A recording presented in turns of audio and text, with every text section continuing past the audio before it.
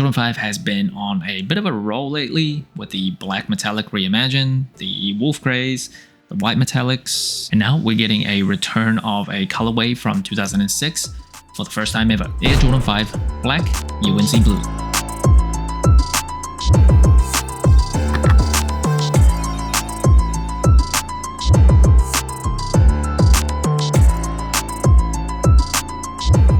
And the shoe is dropping on June 20th for $215. This colorway did first come out in 2006, so it is not an OG colorway. It has never returned, and originally it was part of the Jordan Lifestyle series. So back in the day, they would drop like a colorway with apparel that matched. If I remember correctly, the green beans was part of that, the Jordan 4 Thunder and Lightning, the Jordan 5 Olive, the Jordan 5 Burgundy, I believe, was part of that LS series, and this was also part of that. And first impressions of the shoe,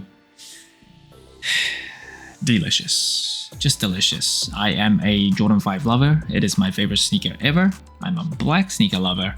I'm also a UNC blue color lover. Mash it all up, yeah, just comes in a beautiful shoe for me. This is perfect for me.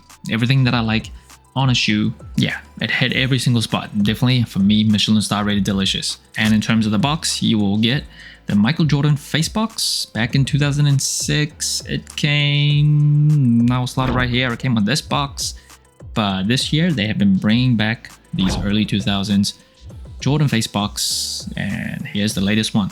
And in materials on the shoe, it is just nubuck, and like the black metallic reimagined, or like the Aqua 8s that recently returned, does have that synthetic layer over it, and you definitely do feel it feels a bit more like carpety than like just really delicious leather, like genuine leather, straight exposed. So yeah, that definitely feels different, but that isn't like too uncommon for some black Jordans. Originally, back in the day, Jordan brand would use Durabuck. That is like a form of synthetic nubuck.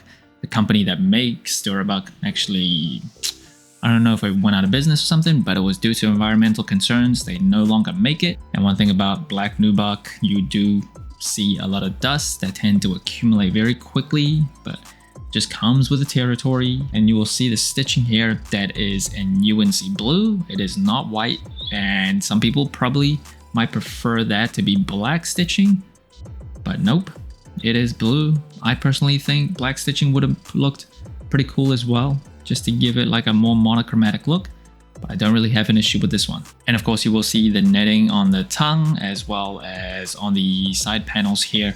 That comes just white out of the box. Over time, it does tend to yellow. Sometimes they'll like pre-age it, make it sail out of the box. I like it when it just comes crisp and clean as I open the box. So I like this. And then moving up the tongue, you will just see black laces, no extra laces for this shoe. And at the top, this 3M tongue with Jumpman branding in the middle. That is pretty common. This doesn't come as stiff as sometimes this 3M can come. Like occasionally, the tongue will be like just super stiff, dig into your ankles, especially if you're not wearing like long or thick enough socks. Just felt pretty uncomfortable, but this, no issues here. And right behind the tongue, you will get a right side up Air Jordan tag.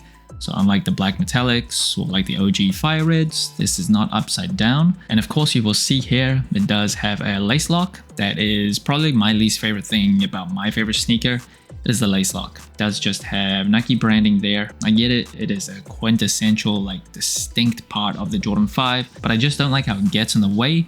It's not very practical, it doesn't really help me kind of keep my laces in check.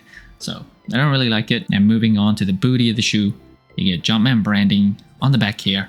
In 2006, this did come with Jumpman branding, so they're staying true to that iteration. I'm not really sure what the rule is anymore this year. Sometimes they'll switch it up. So generally in the past years, it would be if you are an OG colorway or a special release or special collaboration, you'll get Nike Air branding. Other non-OG releases will get the Jumpman.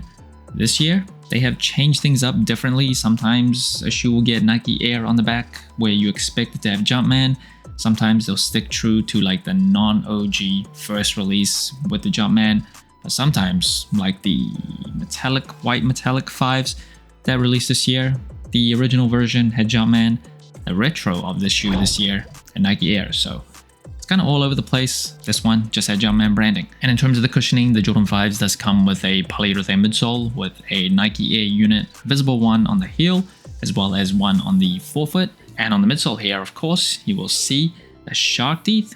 My favorite thing about the Jordan 5s is kind of the design of the shoe overall, specifically accentuated by the shark teeth. Gives it a more kind of aggressive, just angry look.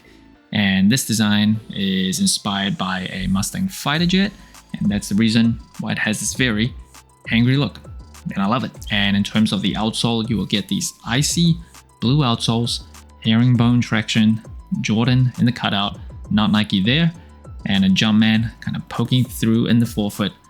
Beautiful, just beautiful. Icy outsoles with a black sneaker, can't really go wrong. And in terms of the insoles, I actually thought they were going to come with polyurethane insoles. They did not come completely correct. They just came with dream cell insoles. And in terms of sizing and comfort, I am a wide and flat footer for 5s. I just go true to size. Fits me lengthwise, widthwise really well. It is for me the best fitting shoe from like the golden era of Jordans, Jordan 1 to 14. I like how much padding there is inside the shoe, like how it kind of hugs your feet. It is definitely on a very, very heavy end, like very bulky compared to shoes in 2026. Definitely don't expect something lightweight. Definitely don't expect something with a soft cushion. But for the era this shoe came out in, for my feet specifically, I think it is pretty comfortable. I will say the polyurethane midsole on this pair, for whatever reason, like when I unboxed it, put it on feet, felt a little stiffer than what I expected, felt a little stiffer than usual. But I think breaking it in, wearing it a bit more, that will start to soften up. And that brings the total sole score of the Jordan 5 Black UNC Blue to 33 out of 40, a pretty high score compared to other general releases. Now first, it is colorway. This hits all the right spots. It's a black sneaker, it has UNC Blue, it is on the Jordan 5. I can't give it a 10 out of 10 because I do reserve that for like usually really, really nice OG colorways, like my favorite OG colorways, or just a colorway that is legendary. So like the Jordan 1 Bread isn't a 10 out of 10 for colorway, like the Jordan 5 Black Metallic, for example. But this is right up there. And in terms of the materials, it is nothing super premium. You get that synthetic nubuck that you can definitely feel that came on the Black Metallics as well. So don't expect the best feeling on this material.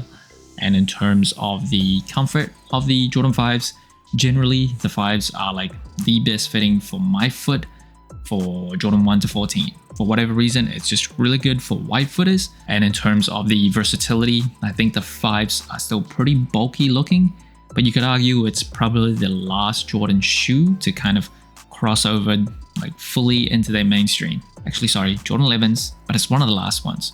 And in terms of the wearability of the colorway, I think it's a pretty wearable colorway, all black, UNC blue, nothing too out there, nothing too bold. So yeah, I think you can wear this with a ton of different things. And today's throwback of the day, it is another Jordan 5 from 2006. It is the Jordan 5 Sunset that is actually apparently returning on July 1st of this year. So look forward to that one. So this was an all-white sneaker with hints of orange and a bit of red. Obviously, that's how it's getting its name, the Sunset. But a very, very clean sneaker, all leather upper. I don't think this is like gonna cause a ruckus when it returns, but I do think it's a very, very good option to have. Now this obviously is very reminiscent of the OG colorway, the Black Metallics that you see behind me. Is it as good as those? I just think OG colorways are a little bit more historically significant. It takes a lot for me to put a non-OG colorway over a delicious OG colorway. So I don't think it's as good, but if you don't have those, I think this is a great, great, great alternative. Definitely delicious. So that's it. Thanks for watching. Sole Inclined. Let me know what you think of the Jordan 5 Black, UNC Blue. Like, subscribe, comment, all the good stuff. And remember, tomorrow may never come, so wear your shoes.